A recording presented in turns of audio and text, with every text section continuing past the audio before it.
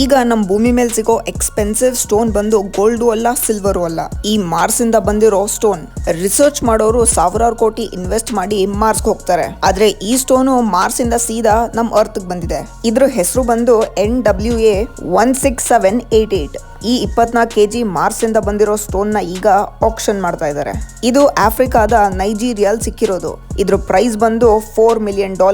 Indian rupees ಅಲ್ಲಿ 34 crore 22 lakhs ಆಗುತ್ತೆ. ನಿಮ್ ಹತ್ರ ದುಡ್ಡಿದ್ರೆ ನೀವು ಇದನ್ನ ಪರ್ಚೇಸ್ ಮಾಡಬಹುದು, ಯಾಕೆಂದ್ರೆ ಇದೀಗ ಪಬ್ಲಿಕ್ ಆಕ್ಷನ್ ಅಲ್ಲಿ ಇದೆ. ಅದು ನ್ಯೂಯಾರ್ಕ್ ಅಲ್ಲಿ.